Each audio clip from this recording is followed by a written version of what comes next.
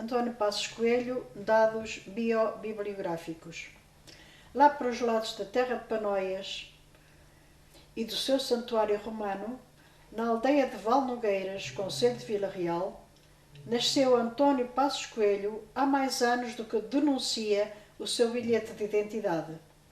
A sua aparência física, o cuidado no trajar, a afabilidade à moda antiga, a ebulição intelectual, o culto de uma boa conversa no meio da rua, atraem e fascinam os seus interlocutores, para quem guarda sempre uma história de vida. Do seu percurso académico salienta com orgulho uma façanha que o equipara a Miguel Torga e a João de Araújo Correia, a ter feito os estudos secundários em apenas 3 anos, o que demonstra a vontade de ir mais além, de cumprir um grande sonho juvenil. E foi para Lisboa, em cuja Faculdade de Medicina se licenciou, malgrado o interregno de 2 anos provocado pela tuberculose, doença que venceu e que talvez tenha determinado a escolha da sua especialidade, pneumologia. A direção de 2 sanatórios portugueses proporcionou-lhe uma prática clínica complementada com muitos estudos e com a deslocação a congressos sobre o flagelo que então encurtava muitas vidas.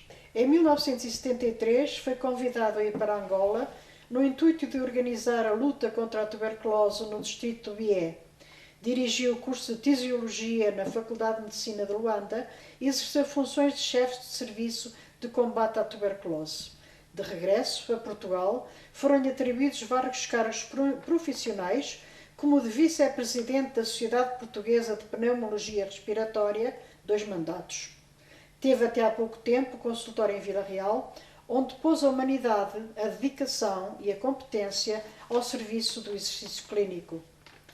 A acumulação de experiências médicas e de vivências pessoais, aliada a uma apetência pela literatura, explica a sua incursão nestes domínios, tendo-se estreado em 1960 com o livro de contos Gentes da Minha Terra, seguido de Histórias Selvagens, de onde ressalta uma atração pela geografia física e humana de uma transmontaneidade rural. Estas narrativas terão servido a António Passos Coelho de balões de ensaio para mais altos voos narrativos. Cultivou a poesia, reunida na coletânea Material Humano, 1997, dedicada à sua eterna companheira de rosas e de espinhos. Em 2008, em Eu e a Minha Vila, o autor, com vocação de memorialista, narra factos e episódios protagonizados por si ou por si testemunhados em Vila Real, sua terra de residência desde 1975. A parte mais significativa da sua obra é, contudo, constituída pelos romances em que factos reais subjazem à efabulação. Caramulo, 2006, Zélia, 2008, Angola, Amor Impossível, 2011 e Memórias de Céu e Inferno, 2012. Em 2013 regressa ao conto com Mais Gentes da Minha Terra. Caracteriza a sua escrita um esmerado uso da língua, um comedido recurso a figuras de retórica, uma diversidade oportuna de registros, a vivacidade de diálogos concisos, a criação de um clima de expectativa criado no leitor quando se trata de ficção. Está representado em várias antologias de autores transmontanos e é sócio fundador da Academia de Letras de Trás-os-Montes. Foi distinguido com a Medalha de Ouro pelo município de Vila Real. Bom, eu nasci numa aldeia de gente pobre.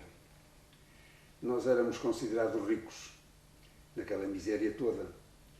Mas era uma riqueza muito relativa, quer dizer, a minha mãe era professora primária, o meu pai era um labrador zeco. Lá era um grande labrador naquela gente, mas visto em termos realmente realistas não era. A gente podia colher 7 ou 8 pipas de vinho, talvez 50, 100 alqueires de milho, nesse género. De maneira que era um meio pobre, não havia estrada, a estrada era de lama, e claro, eletricidade e outros produtos do progresso, é evidente que não existia nada, não é? Não tive uma infância feliz, não é? Não tive porque éramos 10, portanto eu era o nono, A minha mãe vivia assoberbada com a escola e com a casa. Estudaram, todos estudaram, dos 10, menos uma rapariga, porque uma tia, uma irmã do meu pai, queria que ela ficasse com ela, que lhe fazia tudo, etc, etc. A minha mãe sofreu muito com isso, mas foi a única que estudou, que não estudou. Os outros foram estudando. Nós não tínhamos meios para formar 3, talvez nem 2. E, no entanto, formaram-se 9. Portanto, imagina o que era naquela casa. Aquela casa virava-se cima a baixo, não deitava um tostão. Portanto, a minha mãe, além do trabalho que tinha, vivia preocupado. E eu lembro-me dela dizer: olha, está a chover, fulano, um filho qualquer, um anel, vai para a universidade, se molha, não tem fato para mudar, vai ficar molhado toda a noite, olha. Não pagavam a tempo, dizia para o meu pai: os ordenados não pagam, os rapazes têm de pagar a pensão, não têm nada de dinheiro para pagar a... Isto era permanente, meio que aquilo traumatizava-me. E eu fui o único dos 10, tirando a rapariga que não estudou, que nunca saiu de casa para estudar. Porque os mais velhos estudaram normalmente ano por ano, não é? Eu não vou estudar porque não havia dinheiro para estudar, portanto fiquei em casa. Portanto assistia a esta... Eu saí para estudar, tinha 16 anos. Vim aqui fazer o 3º ano. Preparei-me lá pelo ensino doméstico. De maneira que tive uma infância, vivia aquela tristeza, aqueles apertos da família em casa. Depois eu era um miúdo muito sensível. Um miúdo de uma sensibilidade extraordinária. Nem que havia coisas que me traumatizavam gravemente. Por exemplo, a época da matança dos porcos era uma tragédia para mim. Eu não percebia que se andasse a carinhar um porco durante um ano inteiro, a fazer-lhe festas, etc. E depois, quando matasse, era uma alegria formidável, toda a gente alegre, o bicho aos gritos, sangrado. Uma coisa que eu não percebia aquilo. Eu não entendia aquilo. Achava aquilo uma barbaridade incrível. A maneira como tratavam os animais, os bois a puxar e tal, quando me puxavam muito, picavam-nos atrás com a agulhada e tal. Eu não entendia aquilo. De maneira que, na minha felicidade de miúdo, arranjei um cão. Um cãozito que os ciganos batiam-lhe porque ele fugia para mim para eu lhe dar pão. E os ciganos não queriam que o cãozito fugisse para mim, dava-lhe uma tarefa. Eu ia juntando os tostões daqui que me davam e tal, até que resolvi comprar-lhe o cão. Parti um milheiro, tinha, que era 3 escudos 600. Uma mulher ganhava 25 tostões por dia, ia comer. Portanto, deram-me o cão, era a minha felicidade. Mataram-me o cão, passando para 6, 7 meses, envenenaram-me o cão. Como é que estragaram a meninice? Envenenaram o cão. Um miúdo não tinha dinheiro, a gente não tinha dinheiro. Ganhava-se dinheiro como? Andávamos, as beatas faziam promessas e novenas na igreja. Eram 9 voltas, 9 rapazes, 9 tostões, um tostão a cada rapaz. Com 9 voltas à igreja, a rezar a Padre Nosso, a Marias, etc. E a beata à frente. Claro que o tostão dava para 5 roçados daqueles que eram, tinha muita palha, tinha muito papel, eram bonitos, mas por dentro só tinham um bocadinho de açúcar. Aqueles roçados, o tostão dava para 5 roçados. Bom, a gente ganhava os 5 roçados, a malta que ia à frente ia rezando, os que iam atrás iam insultar a beata, só diziam as neiras, beata coirata e tal, em vez de rezarem, não. Depois ganhava-se 5 tostões, nos enterros dos bebés morria muito miúdo, no começo do verão morriam muitas crianças. Vinha desenteria, em 2, 3 dias morriam. Que escolhiam-me, dava mais bem vestidito e tal, eles davam 5 tostões. Mas era uma gritaria das famílias, até o miúdo desaparecer lá na primeira volta do caminho, aquilo também me incomodava muito. Depois havia até uns 5 tostões que a gente ganhava, que eram os batizados. Mas era só, ia só quem queria, a família do sacristão e da zeladora, punha lá os miúdos que queriam, não era qualquer um que ia lá ganhar os 5 tostões. Bom, lá arranjei o dinheiro, lá comprei o cão, mataram-me o cão, mas foi uma tragédia. Em casa, não sei os meus mais velhos que mimos tinham. Eu não tive mimos nenhuns, a minha mãe não tinha tempo. Não tinha tempo. E o meu pai não era mau, mas devia viver com muito trabalho, para esta gente toda. Não é? O meu pai, eu tenho uma admiração por ele fantástica, porque naquele tempo uma família queria juntar dinheiro para ter bois ao ganho, para comprar terras, para isto e para aquilo. Foi assim que a família dele, do meu pai, viveu, que não tinha exame nenhum, mas escrevia como poucos doutores, não é? Escrevia e falava. Não se fazia nada lá na aldeia nem na freguesia sem o governador civil ou o seu presidente da Câmara chamarem. Sr. Paulino, o que é que acha disto e daquilo e tal, etc, etc. E eu não tinha a quarta classe, não tinha exame nenhum. Mas os estudos, a evolução da família em casa, deu-se à minha mãe. A minha mãe que pôs os pés à parede. De maneira com as dificuldades que havia lá, com o trabalho que havia, não sei, eu nunca me lembro de alguém me fazer mimos ou beijar, ou, não me lembro disso. Além disso, eu tinha medo ao meu pai, eu tinha medo terrível. Eu só me sentia bem quando estava longe dele. Quando ele não estivesse em casa, era uma altura que ele foi operado. Saí de casa, para aí, uma semana ou duas, veio para o hospital. Foi dos tempos mais felizes de quando eu era pequeno. Porque eu andava à vontade, mas sabia que ninguém me batia, etc, etc. É claro que quando ele chegou, toda a gente alegre em casa, eu com uma tristeza inaudita. Eu não queria ir lá em casa, nem pensar nisso. Olha, isto é uma coisa extraordinária, porque eu tenho por meu pai uma admiração fantástica. Não é? A partir dos 18, 19 anos, quando comecei a pensar a sério e a ver o comportamento, eu digo, uma admiração fantástica.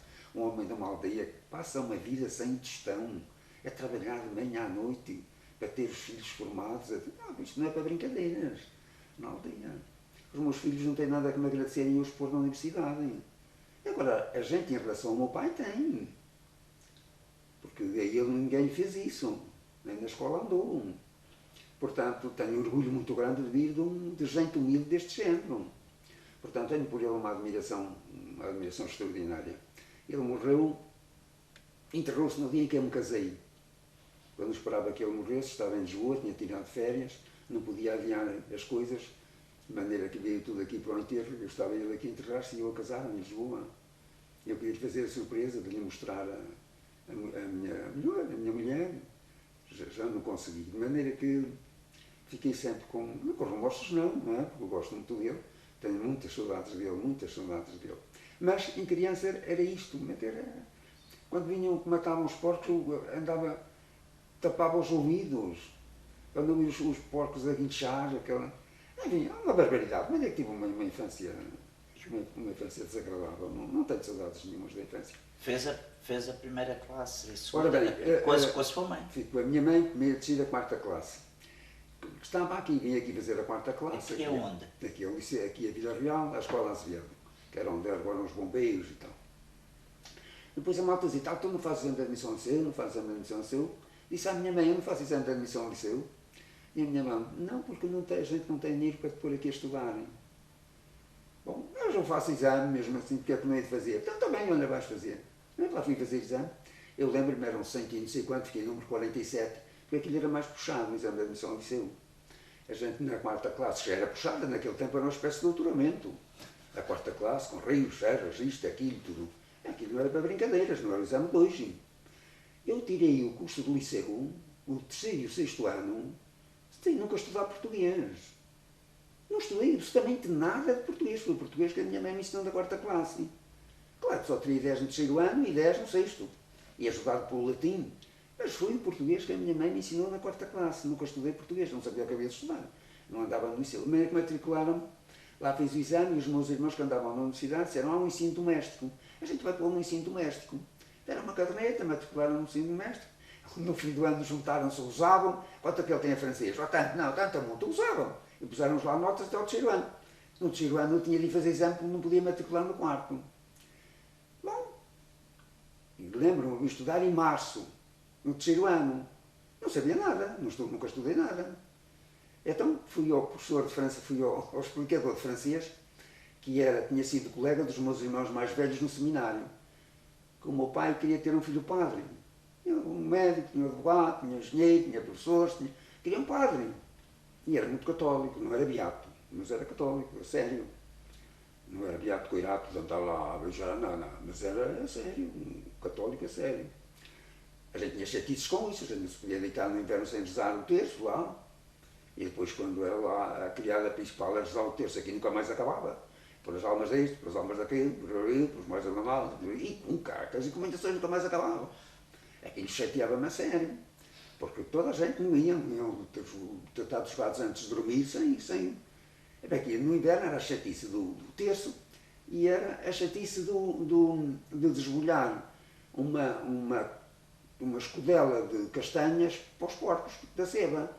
Não se deitavam as castanhas sem ser desbolhadas, eram desbolhadas e depois cozidas com batatas, com isto e aquilo para encurtar os porcos. E a gente tinha de estar à noite a desbolhar aquilo, que era uma grande praga. Bom, de maneira que lá me matricularam e depois vim fazer o terceiro ano. Aparecia aqui ao professor de francês e eu disse, bom, eu não sei nada de francês, não sabes? Então, e queres fazer o terceiro ano? Queria. Então, olha, estudar gramática e aparece, nós andamos já a fazer exercícios. Davam aos alunos do terceiro ano que iam fazer o exame do liceu. Está bem, eu estive ali numa pensão a estudar a gramática, empinei a gramática. Quando empinei a gramática, ao cabo de 5 dias, depois de lá, tu já estudaste a gramática, já estudei, pai, 16 ou 18 horas por dia e noite. Passou uma coisa, sabes que termo é isto? Eu sei, é uma locução adverbial. Sabes mais? Sei. E eu disse-lhe, elas eram 100 e não sei quantas, disse, pai, 30, ele não me deixou dizer mais. A bom de marchem, a bom de roja, a ser lapés, a contra a contragar. Epá! Tu estudaste isto mesmo? Bom, depois comecei, comprei um dicionário destes especiais e comecei a estudar as palavras, como é que se diz em português casa, como é que se diz isto, como é que se diz aquilo, empinar as palavras. Porque eu nunca fiz traduções, nunca tive nenhum livro, empinar como é que se diz rapaz, como é que se diz rua, como é que se diz, empinar aquilo. Mas só, pai, um ano depois de fazer o exame, é que soube que as palavras em francês e em português não são obrigatoriamente do mesmo género. Nunca soube isso. Só, pai, um ano depois ou mais, é que jogava que, pois, se era feminino em português, era lá. Se não era nada disso, bom, fiz o francês, tive 10 a francês. Só que me ia dessa altura a estudar, as ciências tirei 13. A matemática tirei 12, tive um explicador. Mas o ponto de matemática é que era de 20, o meu não tinha 20, o meu era pai de 15.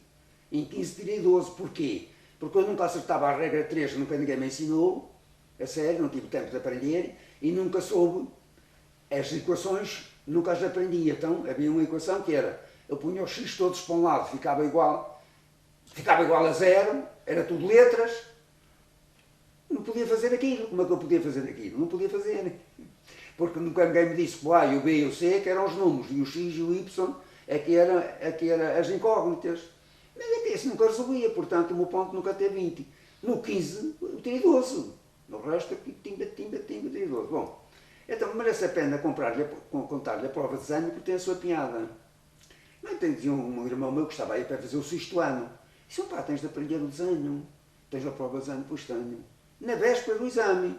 Dizia, tens livro? Tenho livro de Martins Barato e tal, olha, tens de comprar cartão, isto e aquilo. E então, na tarde anterior ao exame, fui para a casa dele, estava aí numa casa particular, e então ensinaram a levantar uma perpendicular, em pé, a fazer a parábola, a fazer isto, a fazer aquilo. Numa tarde, tenho a ensinar aquilo. E depois dizer, olha, mas tens de saber o cubo e a pirâmide, vais ter uma prova prática. Mas a gente já estava farto daquilo, olha, só aprende o cubo, pá, já estou cansado. Estava lá, pai, desde as 3 horas, pai, às 8, olha, desculpa, aprende o cubo. Se não sai o cubo, se não sai o cubo, não sai, eu quero lá saber. Aprendi o cubo. Bom, fui para o exame, aconteceu isto. Lá fiz aquilo que eles diziam e tal, depois para colorir, para pintar, borrei tudo.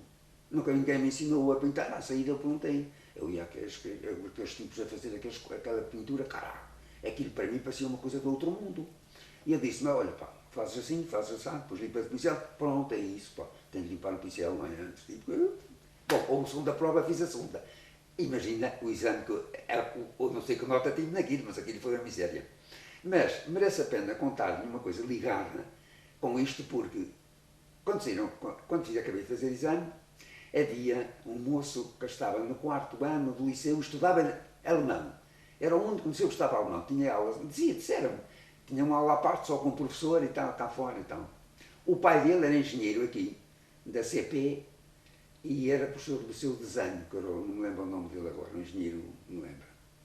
E eu disse ao filho, olha pá, disse ao teu pai, que eu fiz uma prova de desenho lixada, porque não lhe disse que aprendi numa tarde. Mas não tive aulas de desenho, nem professor, pá, de maneira que, olha, como é que disse ao teu pai, que se eu não chumbar a cadeira nenhuma, pode-me chumbar a desenho, não faz mal, depois venho cá em outubro e nas férias tudo desenho. Mas se eu chumbar a outra, que não me chumba desenho, senão não passo. Com 2 cadeiras não posso chumbos, não posso passar. Está bem, então. Bom, passaram. Opa, já não digo. Então já disseste ao teu pai? Já está. Opa, mas olha, o meu pai disse que se tu não chumbasses a nenhuma, mesmo que a pobre desenho fosse fraca, também não te chumbava. Mas se chumbasses a outra, que te chumbava também a desenho.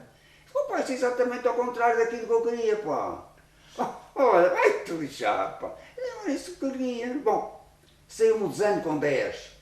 Bestial, não é? Bom, assim fiz o liceu. Depois não tinha dinheiro para continuar a estudar, porque deviam andar nessa altura, quando eu fiz a 4ª classe, formou-se o de Medicina, no ano seguinte o de Direito, a mais velha já estava formada, era professora, mas andavam outros, vários, a estudar na universidade, não é? E no liceu andava 1 ou 2. De maneira que não tinha dinheiro para estudar, fiquei na lavoura, mas a trabalhar na lavoura a sério, não é? A gente trabalhou sempre na lavoura, porque em miúdo, mesmo em miúdo, eu nunca soube o que era brincar, nem isto nem aquilo. A gente, em pequenos, o meu pai punha-me a pé de manhã cedo, na altura das castanhas, e ia apanhar um solto das castanhas. Aquilo era um mês de apanha de castanhas. Às 9 horas tinha de ter o solto apanhado e estar em casa já comido para ir para a escola. Saía da escola, tinha de ir com ele ter um campo qualquer. Depois era regas, era isto, era aquilo, era de manhã à noite nos campos a trabalhar. Não tinha... Nem que não soube, não sabia o que era brincar, isto e aquilo. Portanto, fiquei na lavoura a sério, a trabalhar a sério na lavoura. Até que um irmão meu formou-se em Direito, foi para chefe, não sei de que é de repartição, não sei de que é de Covilhã. Depois deixou aquilo, mandou aquilo às maldas, foi para a magistratura, acabou diretor, presidente da Relação do Porto, que essa que foi o meu pai, da parte do curso. Da parte da saúde não, mas ele é que me formou, foi esse meu irmão.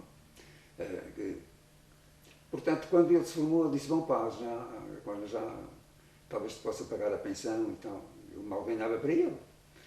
E então, eu atirei-me então ao 6º ano do liceu. Tinha 17 ou 18 anos. Tirei num ano, tirei a História, o Português-Latim, ensinado por esse senhor, o inglês comecei a estudar em março, mesmo assim tirei 12, e a matemática, com a explicadora, tirei 15 ou 16. Portanto, físico-químicas, nunca tinha estudado. Bem, fui para férias, claro, trabalhando na lavoura, no verão, cheguei a outubro, disse ao meu pai, eu tenho de ver se arranja dinheiro, que eu tenho de estudar, tenho de ajudar o Manuel, que ele sozinho talvez não tenha dinheiro para eu estar lá. Mas eu tenho antes dos 20 anos de entrar na universidade, senão vou para a Forriela, para o Sargento e tal, nunca mais vou conseguir estudar. Bom, lá conseguiram, lá se arranjou uma pensão aqui em Vila Real, e então lá tirei o 6º ano. E a seguir, tinha de fazer o 7º. Bom, tinha de fazer o 7º, tinha de fazer do mesmo género. Simplesmente, numa altura, estava lá na aldeia, em outubro, apareceu-me o almoço, filho de uma professora, que me disse, olha pá, saiu um decreto que os alunos a quem falta uma cadeira do 6º podem se matricular no 7º. Podem. Eu estou aqui para a cidade a pé, aqui era a pé, daqui para lá 7 km. Havia uma caminhonete, mas custava 25 tostões, onde é que eu tinha? Eu vinha a pé, ia e vinha a pé. Cá vim, fui ao liceu, e então disseram-me, bom, então tu queres matricular-te aqui? Eu quero matricular em ciências, cadeira que falta. Físico-químicas não podes. Não. Quem falta cadeiras de ciências pode ir para letras. Quem faltar uma de letras pode ir para ciências. Agora, ir para ciências com uma cadeira em falta de físico-químicas não podes. Não, está bem, vou-me embora. Passado 8 dias o moço disse-me outra vez, olha pá, já saí, já podes ir. Já posso ir? Vim outra vez cá abaixo, fui lá, já podes. Contava-se até uma história. Contava-se uma história que era um moço que tinha o padrinho que era ministro. De maneira que o ministro, numa visita ao ministro, disse, então rapaz, que é quase, olha, não entrei na universidade, assim, assado, está, falta uma cadeira, falta-te o quê? E cadeira que falta? Não te posso matricular no 7º? Eu vou resolver isso. Mas botou um decreto cá para fora para se poder matricular. Mas aquilo era ao contrário, disse, não dá, falta uma cadeira de letras e eu quero ir para ciências. É? Então faz outro decreto. Isso contava-se por anedota. E era capaz de ter sido parecido com isto. Não me admira nada. Bom, e assim eu entrei. Cheguei aqui, estavam a fazer, foi em novembro. Os começos, 4 ou 5 de novembro, estavam a fazer os primeiros exercícios do ano. Porque havia, do trimestre, faziam 2 exercícios, um no meio e outro no fim, para darem a nota. Quando eu cheguei, estavam a fazer os exercícios. No primeiro dia de aulas. No dia seguinte havia um exercício de filosofia. O professor disse-me, tu estás dispensado. Está bom. E eu disse, mas se eu tivesse um livro pronto de estudar, estudava. Estudava, então exercício amanhã. Está bem, mas se eu tivesse um livro, está bem, empresto. Fui à pensão onde ele estava e ele emprestou-me um livro que era A Lógica de Magalhães Vilhena. E eu fui para casa e disse, olha, o livro conta sobre isto. E eu li o livro, cheguei lá, tirei 11. E ele disse, opá, não sabias mesmo nada disto? Eu não. Ah, estás mal trabalho? Não sabia, não. Só estudaste conta e tiraste 11, ponto. Bom, ele ficou doido comigo, o professor de filosofia, João Sormanha, não sei quem, não sei. Bom, tive uma história depois com ele em filosofia que conto adiante no Liceu Extraordinário. De maneira que não sabia nada de físico-químicas, fui falar com o professor de físico-químicas. Não lhe disse que não sabia nada, porque não sabia nada, não sabia a fórmula da água, nunca tinha estudado. Estava matriculado no 7º ano de físico-químicas. É por ser louco. De maneira que eu disse ao professor, olha, se eu disser que não estudo nada disto, que nota é que me vai dar? Não estudas nada? Não tenho físico-químicas 4, 26, tenho de estudar, não é? Está bem, então olha, dou-te 8. Eu digo, ótimo, é muito bom. É bom? É, então, já não estou bom. Mas escusa de me chamar, que não adianta, quando não disserem, nem se isso está bem. De maneira que nos exercícios, eu meti-os ao bolso e estava dispensado, vinha cá para o recreio. Deu-me 8 no segundo, deu-me não sei quanto, até que a meio do 3º período, disse, já estou preparado para o exame. Já estás preparado? Já. Anda lá para o quadro. De maneira que estive no quadro naquela aula a fazer problemas, ele pimba. Não, dou as contas por aqui. No fim, claro, não falhei nada. Ele disse, podem sair, tu ficas. Olá. Então tu não sabias nada, ainda fizeste exercícios e agora estás assim, como é isso, feito? E eu disse, tive de me preparar. Hein? Quem é que te ensinou? Ninguém. Então não tiveste explicadores? Não. Então, e ele estava doido. Mas eu não lhe disse, quando fui para lá, que não sabia a fórmula da água. Eu queria lhe dizer depois. Ele foi daqui transferido para o Porto, mas eu vinha de Lisboa para aqui de férias, não podia parar no Porto um dia. Tinha de pagar a pensão, tinha disto, tinha daquilo. Estava à espera de um dia poder fazer isso para lhe dizerem. Olha, sabe que eu quando me matriculei lá não sabia nada. Estudei depois aquilo sozinho, está bem? Não é que deixei de morrer do Dr. Vitorino sem lhe poder dizer. Mas eu sabia muitas físico-químicas. De tal maneira que em Lisboa, um irmão meu, que era engenheiro, disse-me, cara, tu até podias ensinar a ser professor disso, sabes muita físico-química. Olha, eu vou estar, eu num colégios onde eu dei aulas, vou falar lá, deixa te arranjar alguma coisa. Ele lá foi ao colégio, tinha lá amigos do tempo dele e tal, formados. E eles disseram, bem, ele não é licenciado, a gente não pode, mas pode-lhe arranjar umas explicações, se ele é bom, mas ele pode estar bem, a gente fez um exame, podem. Olha, tens lá ir ao colégio, está bem, eu vou lá. Tive 2 tipos licenciados a interrogarem-me a tarde inteira. Eles estavam doidos, disseram, mas como é que é possível? Mas você só tem mesmo o 7º ano de físico-químicas? Eu não, tenho as físico-químicas da universidade do 1º ano, que não tem nada a ver com isto, da FQN. Naquele tempo a gente tinha um ano que era físico-químicas e biológicas, um ano. Não fazia mais nada, estudar física, química e biológica, só depois aqui ia para o 1º ano de medicina. A gente tinha de ir bem preparado, agora não há nada disso, mas naquele tempo era. Eles ficaram doidos e arranjaram 4 explicandos.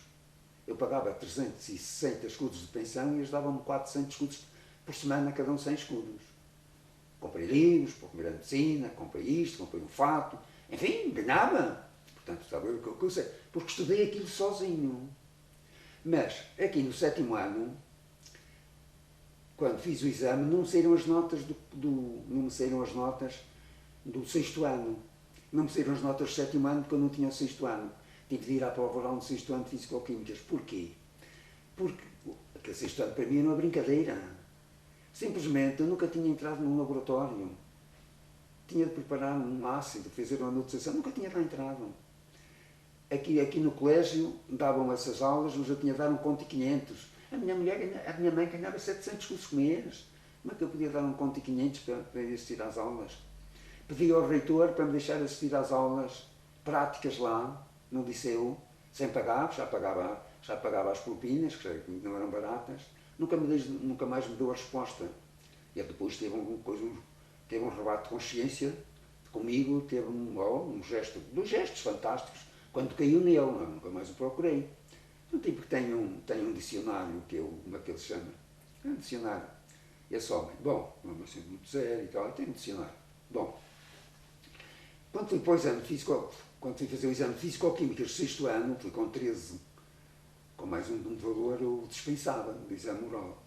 Mas, como lhe digo, as provas práticas eram uma lástima, então nunca tinha entrado no laboratório, quanto mais preparava o aço sulfúrico, fazer a preparação, aqui foi zero. Estranhei estar, quando fui a exame, não estava no júri, mas estava lá, ao lado da mesa, o meu professor de Físico-Química do 7º ano. Estranhei. Mas ele deve ter dito, quando este aluno for, digam para eu vir cá. Porque ele era do 7º ano, era do 6º. E vi que o júri estava nervoso. Estavam a professora, a presidente de júri, estavam nervosos. Só depois é que vi, o gajo deve ter dito, pá, que este tipo tem esta nota no 7º ano. Agora vejam lá, que se chamou o moço no 6º. Ele no 7º ano tem esta nota, tinha nota alta. Não me lembro se era 17, era mais ou menos. Era alta porque eu dispensei do exame de admissão à universidade. De maneira que para a dispensa do exame de admissão contavam as físico-químicas, as biológicas. Bom, de maneira que lá fiz exame, lá saí com a nota mais alta e tal. No 7º ano, apanhei depois um professor de matemática, que era uma lástima. Era uma lástima. Não estava preparado para ser professor.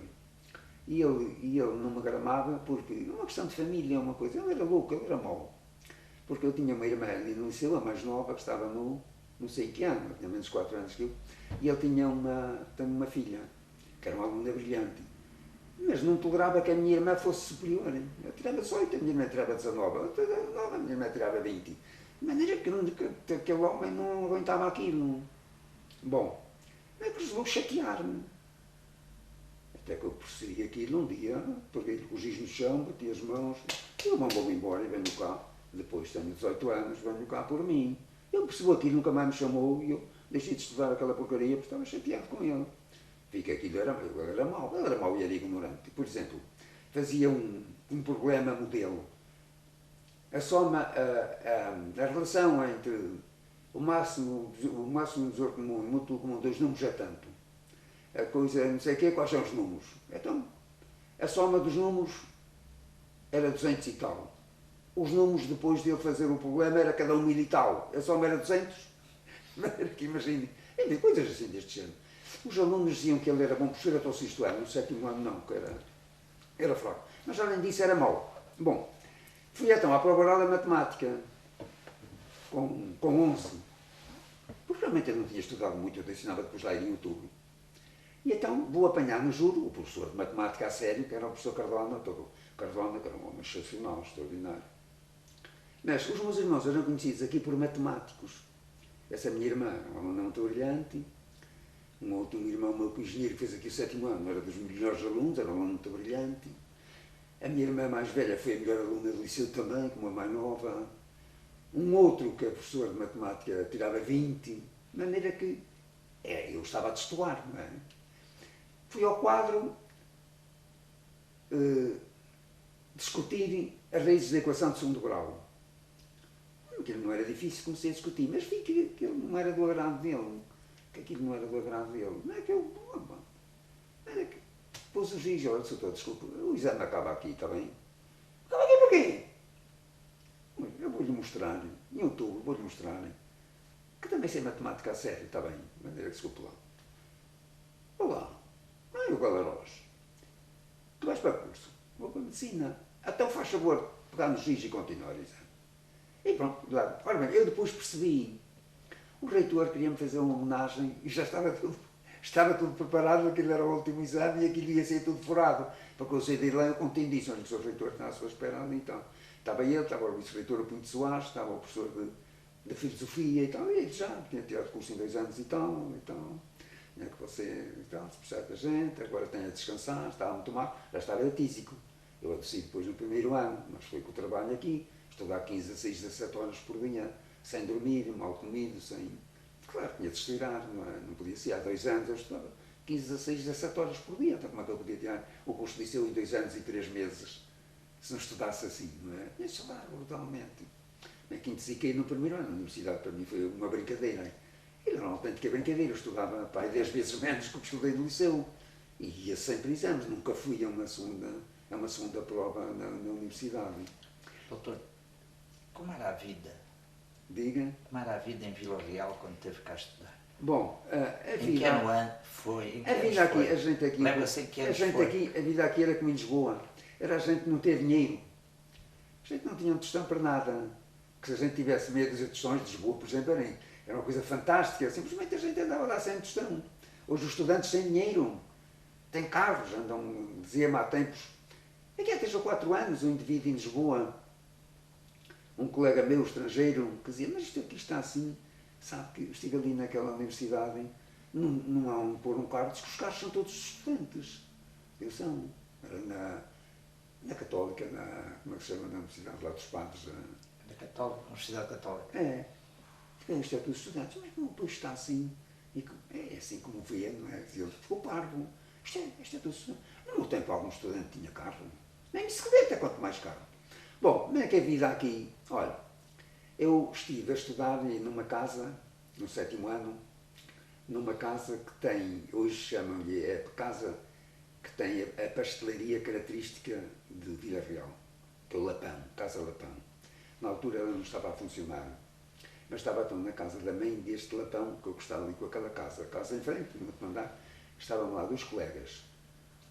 O outro meu colega, que foi um tipo distinto, morreu muito cedo, era o tipo que mais sabia de aeronáutica em Portugal. Claro, foi formado na América, etc, etc. Um engenheiro Queiroz.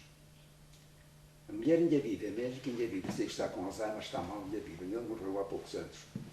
De maneira que o engenheiro Guilherme de Queiroz, como é que ele estudou, veio do colégio de Aljó para aqui, não estava interno, estudava no liceu. Mas tirou o liceu ano por ano. Eu não, claro. De maneira que na cama nem roupa nos punham. Aquilo, punham para lá umas mantas que a gente morria com o frio. Aquele liceu, não faz ideia do que era aquele liceu. Aquilo não tinha portadas, era só vidros. O tempo era muito mais frio que agora. Eu não tinha que vestir, a roupa que tinha de verão e de inverno era a mesma. Camisolas não tinha. Não tinha nada de camisolas, nem. O que me valia, isto está no livro Eu e a Minha Vida, está lá isto escrito. Eu andava, quando o Queiroz andava com a gabardina, eu andava com a samarra. Quando ele andava com a samarra, eu andava com o sobretudo. Porque ele tinha isso tudo, como é que eu vestia? Um dia não sei, um tipo que ainda está vivo, a professora lá para Coimbra, era um martelão, estudava muito, era um marrão. A inteligência não era por aí fora, mas era um marrão, o Bernardo. E então me dizia, mas afinal, o Passos andava ontem com esta samarra do Passos ou a tua? E eu disse, olha, não sejas burro, pá. Olha, o que eu tenho é do Passos, e o que Passos tem é meu, estás a perceber? Lá na casa, tirando os lençóis, é tudo meu e do Passos, pá. Que agora no fim do ano ele vai para a medicina, vou para a engenharia, de maneira que nós vamos fazer partilhas, se quiseres. Tu, se quiseres, vais assistir às partilhas, pá, estás a perceber? Mas, olha, tu não sejas burro, estuda, mas é organização política. Tu já deves ter encornado aquela organização política, já estudaste o discurso do Salazar do 28 de maio, que é que está no começo da Constituição. Então vais estudar, não sejas parvo, pá. Bom, de maneira que era o que me valia. Acabou o 7º ano, isso tudo. Foi estudar para... Fui para a medicina. Fui para Lisboa. Fui para Lisboa, a desci no 1º ano. Como é que foi? Carro, de comboio? Ficou comboio. Saía-se daqui às 2 da tarde, chegava a Lisboa às 8 da manhã. Pois. E depois de a seguir à guerra, eu lembro-me que de uma vez, já eu estava pai, não tive a medicina, e a gente não conseguia bilhete para vir embora. Então havia um moço que era daqui do pé de Vidago, que andava em agronomia. A gente ia para comprar bilhetes, chegava lá, estava na bicha meia hora, já acabaram, já não há bilhetes. E cá, a gente não conseguia vir em Lisboa, em julho, para vir, para férias. Bom, ele disse, olha pá, temos de ir no comboio de mercadorias, que no outro a gente não consegue arranjar bilhetes. Os dos hotéis iam e apanhavam todos os bilhetes antes. Não é? Estava tudo cheio, não havia carros, não havia gasolina, não havia pneus, não havia, era o comboio. Eu só cá vinha de ano em ano, mais por isso, porque intoxiquei e fazia tratamentos complicados. E de uma vez aventurei-me a vir cá e um médico aqui fez-me um tratamento. O médico não era especialista, fazia aquilo, mas não era especialista. Se ele me fizesse aquilo só de um lado, eu aguentava. Aquilo fez de um lado e do outro, abafou-me de tal maneira, eu joguei que morria no caminho. Joguei que morria daqui para Lisboa no caminho. De maneira que ainda me aventurei a sair em Coimbra, mas não conhecia ninguém em Coimbra, nem tinha dinheiro. Agora saio aqui, o que é que eu vou fazer? Não tenho dinheiro para táxis. Né? Eu vou morrer aqui. Joguei que morria no comboio. Quando cheguei a Lisboa, lá me puseram, saí cá fora, disse a um polícia, o gajo pôs-me no Hospital de São José. Eu disse aos gajos, sou assustado de medicina, tenho pneumotórax de um lado e do outro. De maneira que, bem me tirar isto, mas não me estraguem a pneumotórax, senão não me vou curar. Nem que os gajos lá conseguiram, pois arranjar o aparelho foi difícil. Ficaram doidos quando viram a radiografia. Disseram, como é que você chegou cá vivo, pá? E eu achei que morria no caminho. De maneira que, claro, nunca mais cá vim enquanto não curei, porque não podia mais fazer o tratamento. Porque o médico cá não estava a par disto. Ficou em Lisboa. Meteu-me ar a mais de um lado e do outro, de maneira que eu cheguei que morria abafado no caminho, não é? Uma coisa terrível, uma coisa, enfim, coisa nunca vista. Bom, de maneira que, ora bem, interrompeu os estudos. Diga. Interrompeu os estudos para se tratar. Interrompi, bom, era para interromper os estudos no segundo ano, mas o médico fez mal. O médico disse, é melhor parar. Disse, opa, não pode, um aluno com a sua categoria parar o curso. Não, você vai continuar, você basta estuda metade dos outros e consegue o mesmo. Então, bom, continuei, claro, no ano seguinte adoeci do outro pulmão. Fiquei doente os dois, até já não era possível. É que parei um ano, vim aqui passar um tempo e depois estive em Lisboa, porque aqui não podia estar, porque não tinha médico. Ao cabo de um ano, retomei os estudos. Retomei os estudos, adoeci no último ano, no sexto ano. Bom, mas aqui em Lisboa também veio uma vida estúpida. Isto foi no primeiro ano, não se esqueça. De maneira que todo o curso doente. Nunca disse a nenhum professor que estava doente. Nunca. Eles nunca souberam que eu estava doente. Não queria facilidades. Só no penúltimo exame é que eu disse porque. Então, mas ainda posso fazer, faço um exame amanhã, só vou sábado, amanhã tenho um exame, que era ginecologia e partos. Está bem, faz lá, faz então o exame de amanhã. E eu fui ver e o exame tinha sido adiado. Cara, adiaram o exame. Fui ao professor e ele disse, mas pediram para adiar o exame. E digo, pediram, mas eu não soube de nada. E disse-lhe, então, eu estou nesta situação. Eu tenho de ser internado para ser operado. Não posso esperar. E ele disse, bom, então eu vou falar com o professor tal, se a gente pode examinar, está bem? Apareça na maternidade Magalhães Coutinho. A Magalhães Coutinho ficava ao fundo de Almirante Reis, para ali, lá. De maneira que apareça na Magalhães Coutinho que eu vou para falar com o professor tal, a ver se a gente vai. E assim, e lá fui, para fazer essas duas cadeiras. É claro que eu sabendo que gostava disso, que ia ser internado, estavam. Mas eu tinha notas boas, a gente entregava uma caderneta e tinha 17, 18, boa, na caderneta. E disse ao assistente que me estava a fazer, desculpe, eu estou doente, mas estou preparado, não há problema nenhum. Nem que fizeram isso, tirei 17 e tal, e de lá fui para o Caramulo, já não fiz as outras duas cadeiras. As outras duas cadeiras fui fazê-las no ano seguinte. Ano e tal seguinte. Quando saiu do Caramulo, acabou as duas cadeiras? Do Caramulo, depois fui lá, fui a Lisboa, fazer as duas cadeiras. No Caramulo eu era um doente especial, não é? Eu tinha sido um bom aluno, médico, os médicos e tal, tinham em mim um interesse especial, de maneira que eles pensavam, este gajo é um gajo que a gente não pode perder, porque naquele tempo não havia especialistas, não é?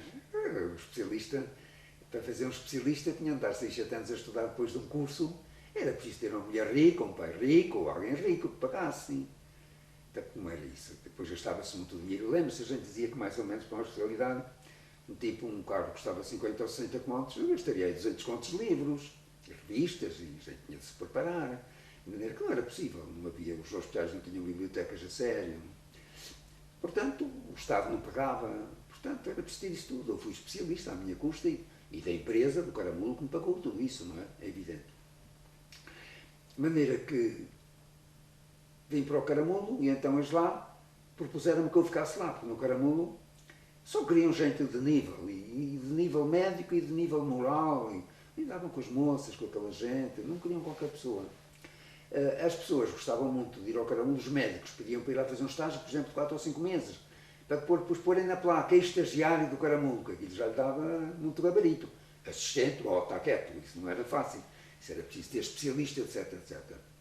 Mas é que então você fica aqui e tal. E eu estava interessado em ir para a faculdade, eu tinha lugar na faculdade como assistente, seguir a carreira, não é? Seguir a carreira universitária. Mas tinha que ir para os hospitais civis de Lisboa e eu tinha andado doente há 7 anos.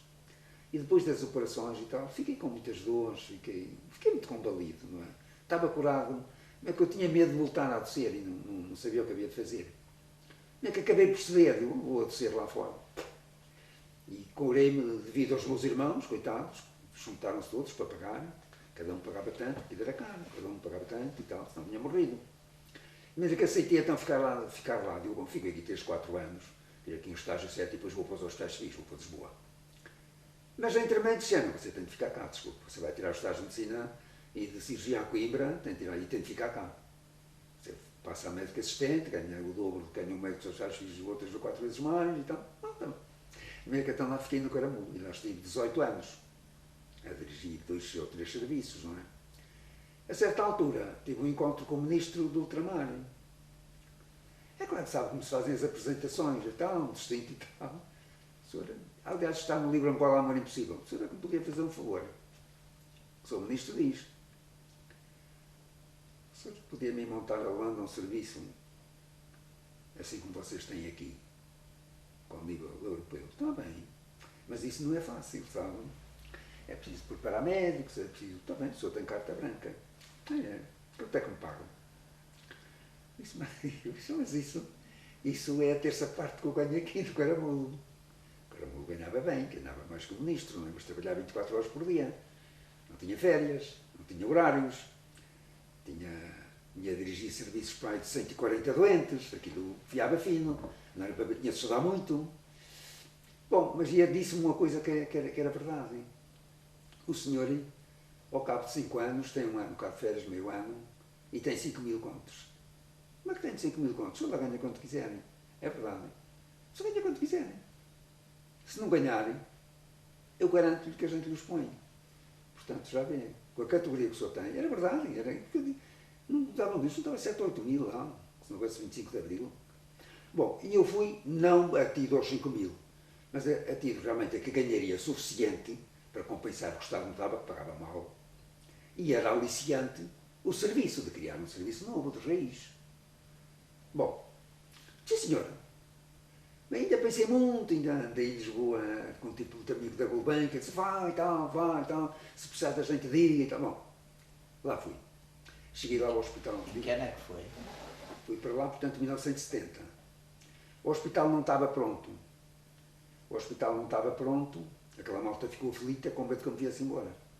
Não sabiam o que havia de dizer ao ministro. Porque enganaram o ministro. Ele que venha e tal. Bom, e havia depois umas coisas atrasadas por causa disso, que se mexiam com isto. E disseram, olha, doutor, a gente tem um serviço no BIE que está fechado, está novo, tem tudo, mas não temos quem ponha a funcionar, não temos nenhum especialista. Se não se importasse, não, enquanto eu não custa nada, tenho muito gosto, não tenho experiência disso, mas tenho muito gosto. E naquela fui ao BIE, lá estava um serviço, com radiologia, com laboratório, com isto, aquilo, um dispensário central, para o BIE inteiro, para o distrito do BIE, era o centro de Angola, geográfico de Angola, e o distrito é do tamanho de Portugal dos mais pequenos, é do tamanho de Portugal talvez do Porto para baixo. Delirei com aquilo, óbvio é. Aquilo é uma terra, eu costumava dizer lá que Deus não existe, se existisse, não existia o BIE e não existiam Trás-os-Montes, não pode ser, hein? Aqui sou Fragas, sou Chamiço, e lá tudo bom, tudo um bocado melhor, pá. Água, melhor que a de cá ou igual à de cá. Tudo a fazer 2 vezes. Temperatura, não vi lá ar-condicionado e nada nenhum. Não é preciso ar-condicionado. Lá, o cacimbo é como aqui o tempo das vindimas, agradável, a gente faz mangas de camisa. Aquilo é uma terra de sonho, aquilo é uma terra inacreditável, não é? Bom, aquela malta queria que eu ganhasse dinheiro à força, disse, eu estou aqui de passagem, está bem. Bom, o governador doido comigo, porque eu nunca vi ninguém assim, eu vim aqui de passagem, está bem, tenho a minha vida, quando chegar a Luanda. E é que lá estive 1 ano e tal, quase 2 anos, até fazerem o hospital em Luanda. Foi agradabilíssimo, aquilo foi uma coisa muito agradável. E então lá fui para Luanda. Tive problemas muito graves, muito sérios lá, primeiro com médicos, porque aquilo é estranho, os médicos nos outros serviços trabalhavam muito em Angola, trabalhavam muito e eram bem vistos, por aquela província fora, eram bem vistos. E em Luanda, os das doenças pulmonares eram os carniceiros, era o piriu. E digo, cara, isto é muito mal, de maneira que não lá consegui organizar o hospital, porque aquela malta não me queria lá de maneira nenhuma. Mas o ministro tinha razão, eles não tinham categoria para... Claro, depois o 25 de Abril não pude fazer nada daquilo que podia fazer, não é? A malta no IES delirava comigo, e em Angola também, menos os médicos, claro. Bom, deu-se o 25 de Abril, aquilo ficou tudo entornado. Ficou lá ainda. Eu fui o único diretor dos hospitais centrais de Luanda, que havia 4, que ficou lá. Eu bem me vinha embora. Mas como é que eu podia vir embora? Eles tinham-me de passar. Eu era diretor disto em Angola inteira e era diretor do hospital. Eles tinham-me de dizer que estava tudo em ordem. Mas eles o que me diziam era, camarada doutor, se for embora a gente desfugir com 1 milhão de contos. Vocês faziam isso? Fazemos. Claro que não faziam. Mas não me queriam que eu viesse embora. Não pude vir embora porque eles não deixavam vir embora. Não passavam certificado, deixavam vir embora.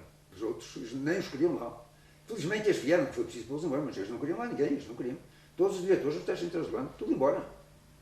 Eu só vim na véspera da independência. Eles não me deixaram vir. O camarada doutor, se for embora, a gente desfugiu com 1 milhão de contos.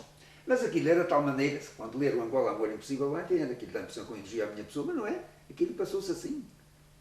Basta dizer, por exemplo, isto, eu cheguei ao Bié, é claro que eles pagavam mal. O que eles pagavam mal dava para eu viver, um especialista, aquilo. Pagavam mal. O Estado pagava mal. Agora, eles queriam que eu ganhasse dinheiro. É que o governador não sabia o que havia de fazer. Estou a de ganhar dinheiro. O consultor não leva dinheiro a ninguém. Estou aqui de passagem, nunca beneficiou a ninguém. A funcionário nenhum. Vi-os de graça em qualquer lado. Não é? Mas queriam que eu ganhasse dinheiro. E então, o diretor da escola apareceu-me lá, o governador, que lhe disse: o doutor tem de ganhar dinheiro, a gente vai dar umas aulas. Falas de quê? Nossa, de higiene, que é preciso, também uma cadeira de higiene e tal, mas eu não vim para dar aulas, não tenho tempo. Ó, doutor, mas a gente faz assim, a gente põe 3 ou 4 turmas cada vez, se o doutor dá 2, 3 aulas por semana, faz meio tempo, faz meio período. Ganha metade do que ganha um professor. Se for assim, pode 3 ou 4 turmas. E então lá punham 7 turmas no anfiteatro, eles deliravam com as aulas, aquela malta delirava. Às vezes, nem no anfiteatro cabiam. E eu, que é isto? Senhor doutor, desculpe, é que nós não temos aulas, podemos assistir a esta. Podem, sim senhora, vamos, então hoje vamos fazer um programa diferente. Ninguém precisa estudar, só precisa de assistir às aulas como deve ser, está bem? Não é que aquela malta delirava. Depois havia uma cadeia, que foi feita pelo Cavaleiro Ferreira, quando foi Ministro da Justiça, uma cadeia modelo no Capolo. Eles pagavam-me por mês para ir lá uma vez por semana, metade do ordenado que me dava o Estado por um mês de trabalho. E era pago em escudos em Lisboa. Está bem? Era pago em escudos em Lisboa, que isso é muito importante. Bom, eu não tinha direito àquilo. Aquilo era para o diretor de saúde. Mas como o diretor de saúde estava a mudar, o governador disse, enquanto o outro vier, agora o doutor Passos Coelho vai ficar com aquilo, eu vou dizer ao diretor de saúde: olha, desculpe, o doutor Passos Coelho qualquer dia vai embora, que ele vai para o hospital para Luanda e para a faculdade, de maneira que, desculpe, depois fica... E ele disse: senhor, não se mete. Não. Ele depois espera uns meses e tal, o doutor depois vai embora, de maneira que fui também para o Capolo, para médico do Capolo. Isto tem importância porque eu vou dizer assim. Lá ia de quando em quando o Pedro ia comigo, o Pedro tinha 7 anos, quando foi para lá, 6 anos, 7. Delirava, os Pedros deliravam, foi uma experiência agradabilíssima, os Pedros deliravam comigo. Quando era 25 de abril, abriram as portas àquela gente toda. De quando em quando aparecíamos no consultório e não anda tipos que tinham estado presos no Capolo. Então, de uma dessas vezes apareceu um, que era o maioral dos presos. Os presos elegem um tipo que é o porta-voz dos presos. Era lá no Capolo. De maneira que não tinham a falar, era ele que vinha falar em nome dos presos.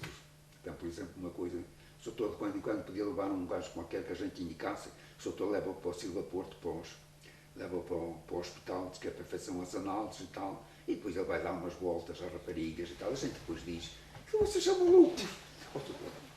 Bom, vamos ver. O diretor da cadeia pôs o problema ao diretor da cadeia, que o doutor é que diz. O doutor é que eu disse a ele: então e se eu foge para esse tal dos presos? Não foge, doutor. Nenhum só vos recebe aqui em lado, nenhum morria aí nas florestas. E depois, se portar mal, se outra gente anda a fazer a barragem, o gajo vai na barragem. De maneira que o gajo tem de se portar bem, de maneira que não há dúvida nenhuma. Está bom. Então lá os levava, de quando em quando lá levava um e tal, deixava-o estar, chegava ao hospital, o rapaz, deixa ir embora de manhã bem, faça-lhe uma radiografia assim, assado e tal. De maneira que de quando em quando levava um, eles diziam quem era. Isto tinha a sua razão de ser. Bom, então um desses tipos aparece-me no consultório. No consultório, fui almoçar, fui jantar com ele, conversámos e tal. E depois desapareceu-me. Ele fez-me falta, que ele era um manda-chuva doente, aliás, porque depois havia muita guerra e tal, depois estava ali muita guerra entre a FNLA e o MPLA, sobretudo entre a FNLA, depois era com a Anitta, e as idas para o hospital, aquilo esteve mal. O general não me conseguia resolver aquilo, o outro do MPLA, como é que se chamava, o médico. Foi Agostinho Neto. Diga? Agostinho Neto. O Agostinho Neto também não me conseguiu resolver, falei com ele, não me conseguiu resolver, não é? De maneira que os gajos talvez resolvesse e tal, mas não consegui descobrir. Estavam-me a fazer uma homenagem no hospital, estava para me vir embora, saio de cima e chego ao chão, juntei a malta toda no terraço do hospital, de maneira que eles lá me ofereceram umas coisas e tal, fiz um discurso de despedida breve, encontro, o que é que você faz aqui? Mas eu passei na direção, disseram que estavam aqui a fazer uma homenagem, mas já, está bem, entre para dentro. E de lá, olha, vim parar aqui à vila outra vez, não é? Vim aqui parar à vila. Eu tinha dito à minha mulher para se instalar ou em Aveiro ou em Leiria. Mas eu tenho aquele filho paralítico cerebral e ela precisava de alguém que ajudasse. Mas veio para aqui, instalou-se na aldeia em más condições. Instalou-se na aldeia para ter pessoas da família que ajudassem, não é? O miúdo precisa, é um bebê de 6 meses. Agora tem 50 anos, mas tem um tratamento de um bebê de 6 meses, uma pessoa para olhar por ele ou duas, para dia e noite, não é? Bom, de maneira que depois escreveram de Braga, ainda fui a Braga ver casa, queriam que eu fosse para Braga. Gosto muito de Braga, mas não gosto para exercerem, não sei porquê. Não pergunto porquê. Eu disse à minha mulher, nem penses, pá, nem penses, não vou nada para Braga. Se não for para Leiria e tal, depois a gente vai ver. Porque eu já me tinha escrito de Leiria e de Aveiro. Ou isto já está livre, por aí vem para cá. Bom, mas cheguei aqui, eles queriam-me aqui em Lisboa, queriam-me aqui. Não, em Lisboa, queriam-me em Lisboa. Eu já estava aqui, vieram cá da direção, para eu ir para diretor disto em Lisboa, diretor de serviço de combate à tuberculose. E eu disse, não estou interessado, desculpem. Nossa, eu tenho filhos na universidade, de maneira que já não pagavam pensão, já. E viu, mas não é só isso, o que vocês me pagam não me chega. De maneira que eu, não é agora aos 50 anos, que vou fazer clínica lá na Avenida da Liberdade. Agora, que é que eu vou fazer clínica agora aos 50 anos? Desculpa, não me tirem disso. Se me saem daqui, se me obrigam a isso, abandono a função pública, não façam isso. Bom, fomos comer ao Cabanelas e tal. E ele lá levou aquilo para Lisboa, lá disse, então temos que criar um lugar em Vila Real para ele. Me criaram um lugar de coordenador, eu andava pelos hospitais do distrito, queriam que eu fosse a Bragança, eu disse, não, põe-me um especialista em Bragança e eu depois vou lá. Agora sozinho, já não basta réguas, chaves, isto, aqui, ainda ir para Bragança, não, e com a estrada que está, nem pensem, mesmo com o chofer, não. Põe-me lá um especialista para ajudar e então depois vou lá. Agora assim não, é que eu nunca lá fui. Então o meu colega de Aveiro, de Coimbra também vai a Leiria. Opa, o que vocês querem, eu não vou mais, basta-me isto, não é que fique cá. Depois criaram um lugar de coordenadores dos distritos, coordenavam estes serviços e tal. E cá fui ficando, não é? Cá fui ficando por Vila Real.